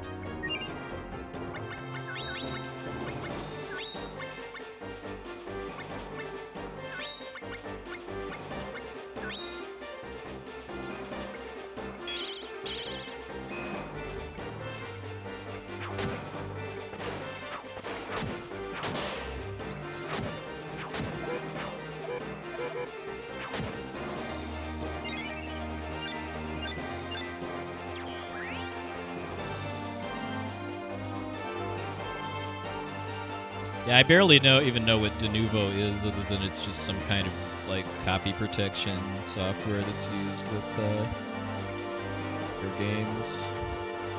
Like, I remember it being considered a good thing when de novo was removed from Octopath Traveler. Remember why? Why Hammer? Because it makes it a lot easier to quick kill the final boss before she does a Eclipse attack, which is time based.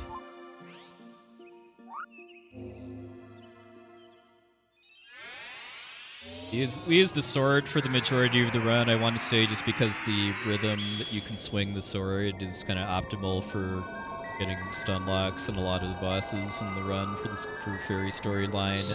And then we finish with the hammer because it's a stronger weapon, especially when you're using the counter-strike ability.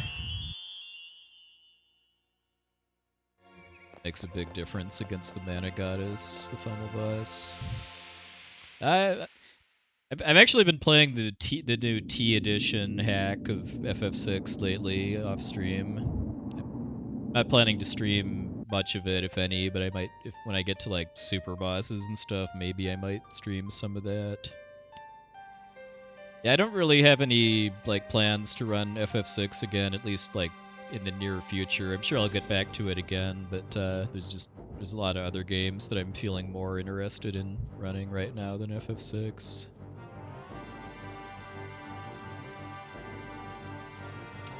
I don't know.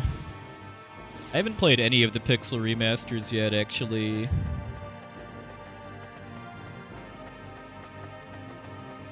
The two, I'd say the two biggest reasons why I haven't are that they're not available on consoles, and I vastly prefer to play games on console over PC if I have a choice, and they don't really add new content over versions of the games I've already played. I'm sure I'll play them eventually, especially if they get console ports. I've never played Legend of Dragoon. Someday.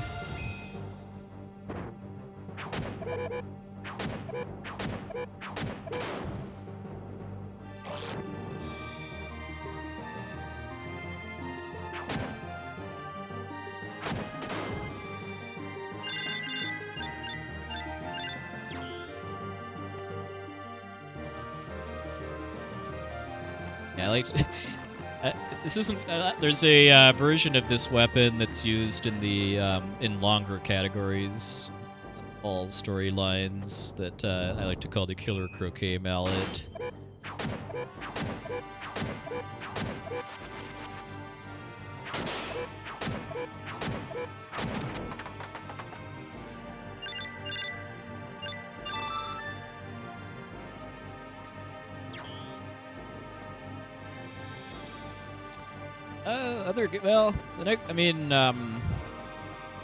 I do want to learn the other two single storyline categories of this game, which are Dragon storyline and Junie storyline, and then I'm not really too sure what'll be next. Like, as far as games that I've run in the past that I want to get better times at, Final Fantasy IV definitely comes to mind.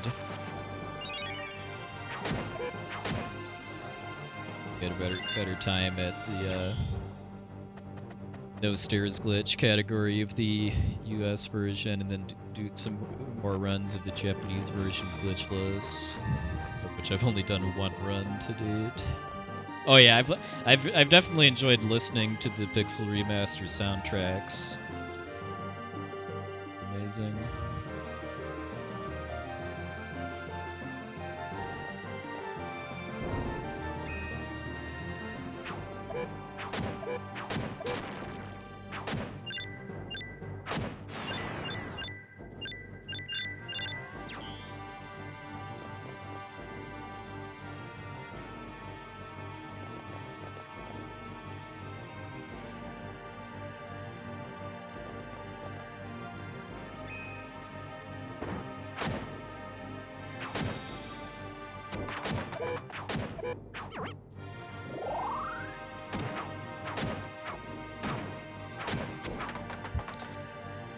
Not the yak that got me, it's the vessels.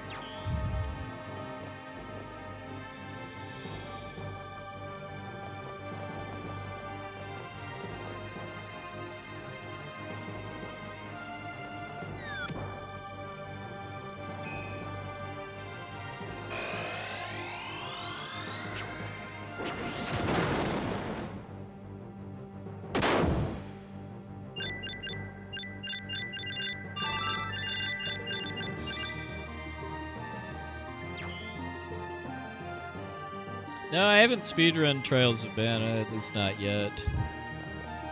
Yeah, it's a really, really good game, both the, well, especially the remake.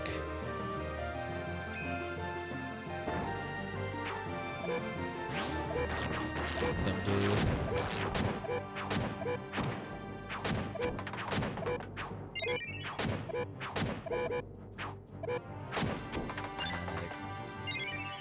Hey, Benix. Yeah, we're almost done here, but be doing another run after this. Nice thing about slightly shorter RPGs is actually being able to do multiple runs in a stream.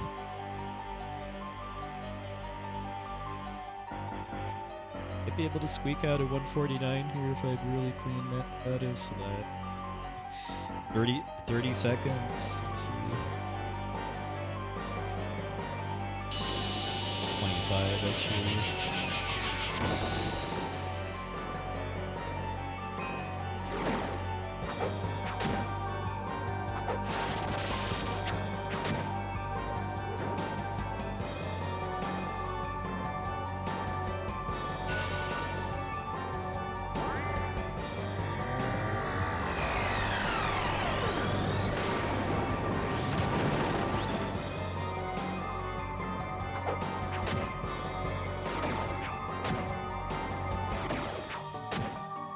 All right. Might have been an 05 actually, but PB.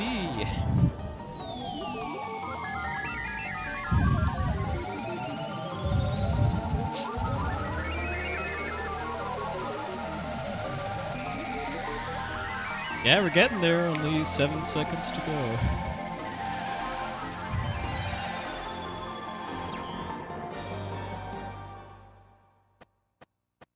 We're not truly Thor, though, unless we have the Killer Croquet Mallet, which in a longer category, you would actually take advantage of this game's weapon forging system. You can beef up weapons to just absolutely obscene power levels. Thanks to the GGs, everybody.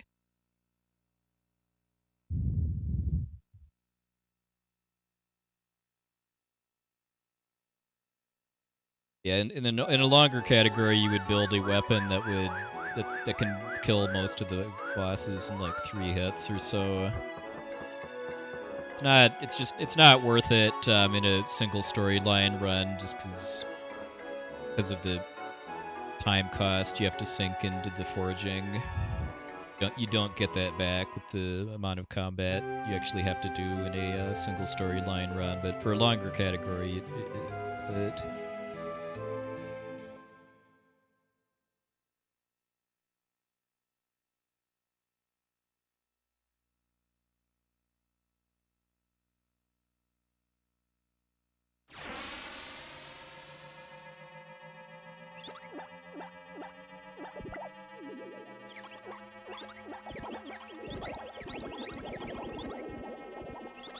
Hey, there's no shame in that. I mean, I think a big reason why I generally don't stream casual playthroughs of RPGs is that when I casually play JRPGs, I just really like to take my time and just explore every area in full. If I were streaming, I would feel a lot more pressure to make progress and be entertaining. Like that's why I'm not streaming my playthrough of the FF6T edition hack, because in addition to the challenge, the boss fights and stuff, I'm just kind of enjoying getting to casually play the game for the first time in 2 decades or so, and like I talk to the NPCs and side quests that aren't required for important stuff and the like.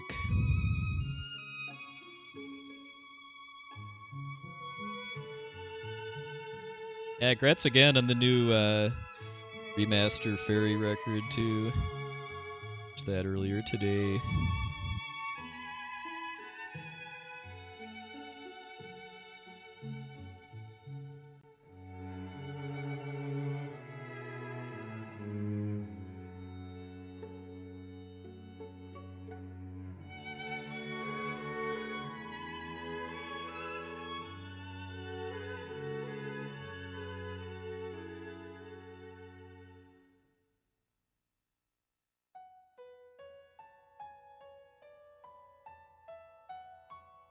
Watch the ending, because that's what we do here after finishing runs, and then I'm gonna again.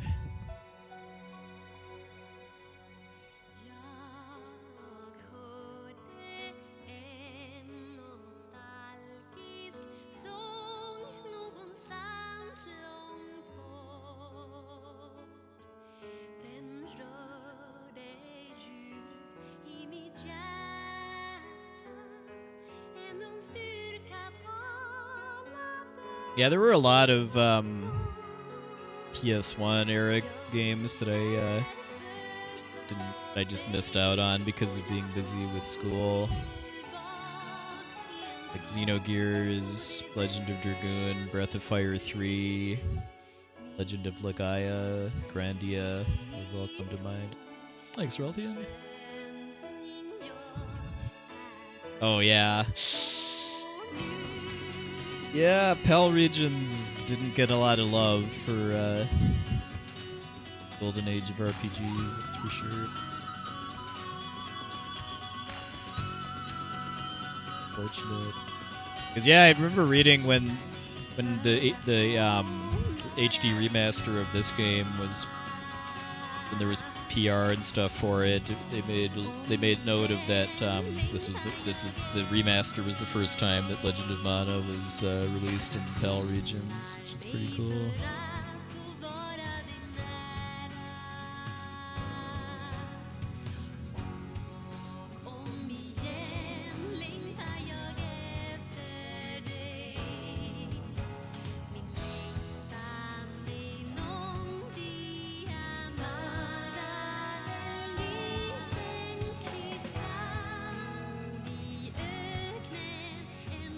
Yeah, I'm glad that simultaneous worldwide releases are becoming more of a standard for especially big name games.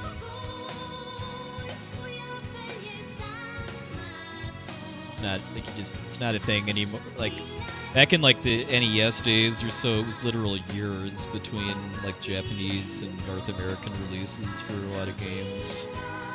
Like Dragon Quest IV, I think it took 2 years between the Japanese and North American releases.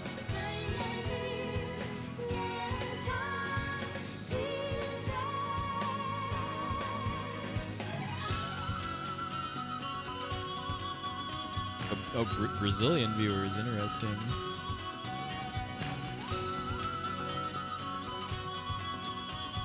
I know Mega Man is popular in Brazil too. Like there's a bunch of Mega Man X series runners from Brazil.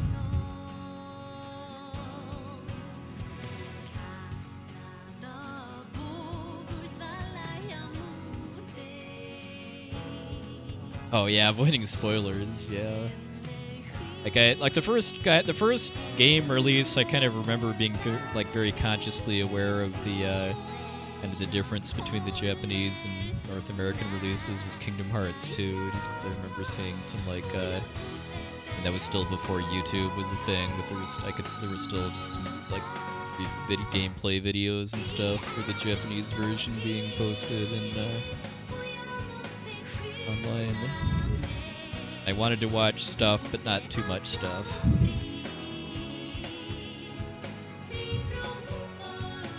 Yeah, it was definitely a shame. Epic Finger Paint.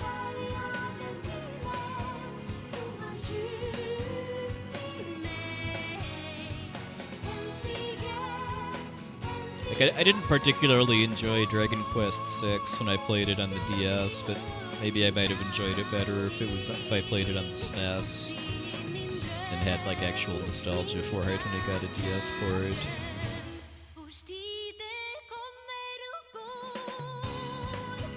The SNES version of Dragon Quest V kind of feels more like an NES game than a SNES game, though. I'm sure it was in development before the SNES came out.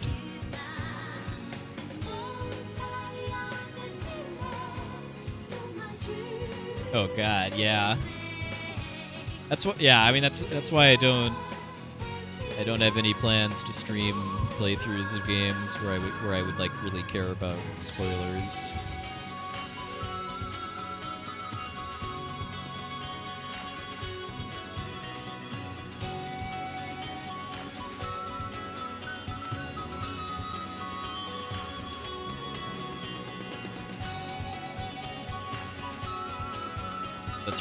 That's really the only way to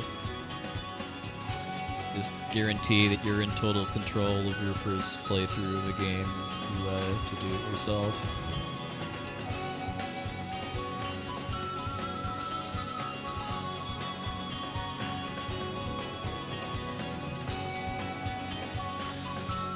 Yeah. Oh, yeah. I've wondered that many times, Porky G. Like, I wonder if I'd have actually been able to beat FF5 if it actually came out on the SNES in 1993 or 4.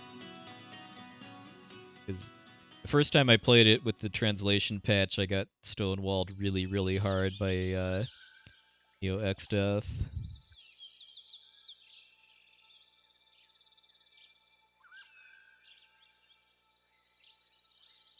Hey, thanks for the raid, Tuchan. You're just at the end of a run of Legend of Mana, but gonna be firing up another run momentarily.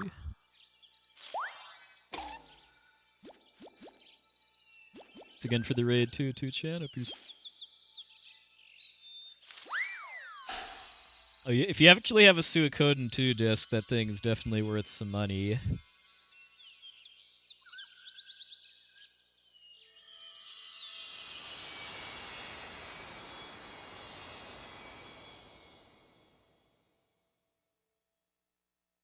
Hey, Andy, welcome in. Thanks.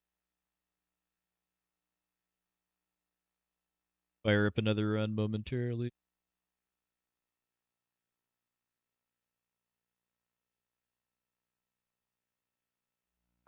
Last couple streams have been back-to-back PBs too, so we'll keep that combo going.